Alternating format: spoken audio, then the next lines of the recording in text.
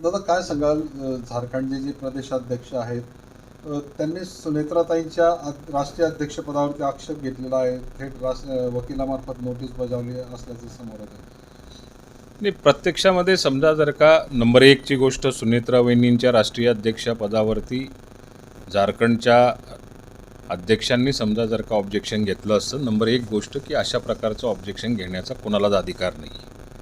राष्ट्रवादी काँग्रेस पक्षाच्या घटनेनुसार या प्रकारचं कोणालाही कोर्टामध्ये किंवा ऑब्जेक्शन घेण्याचा, पार्टी अंतर्गत चर्चा करू शकतात पण कोर्टात जाण्याचा राईट कोणालाच नाही आहे.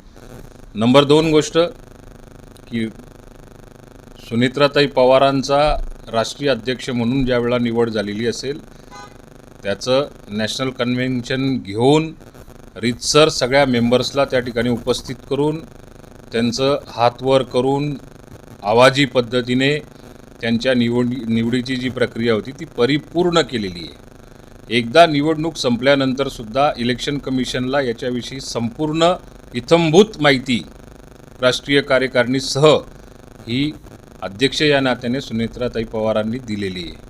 त्यामुळे ह्या सगळ्या गोष्टीला काही एक अर्थ नाही.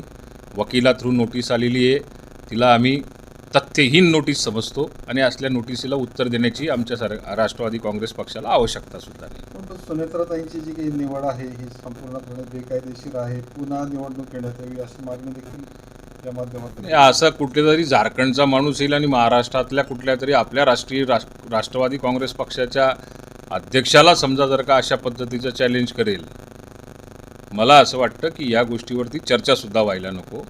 कारण सगळं नियमानुसार, घटनेनुसार, राष्ट्रवादी काँग्रेस पक्षाच्या घटनेनुसारच ती पूर्ण निवडणूक प्रक्रिया संपलेली.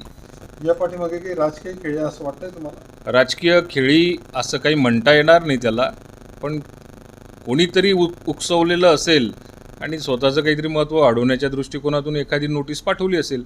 वकिलांच्या नोटीसला उत्तर देण्याची सुद्धा आवश्यकता नाही, कारण आमच्या घटनेमध्येच म्हटलेलं आहे की कोर्टामध्ये सुद्धा अशा पद्धतीने आम्ही जी काही प्रक्रिया केलेली असेल, इंटरनल आमच्या पक्षाची इंटरनल प्रक्रिया केलेली असेल, तर कोणालाही तो राईट हा कोर्टात जाण्याचा सुद्धा नाही. या नोटिसीला उत्तर दिलं जाणार आहे का नाही? मग आता नथिंग. आमच्या दृष्टिकोनातून उत्तर देण्याची सुद्धा आवश्यकता नाही.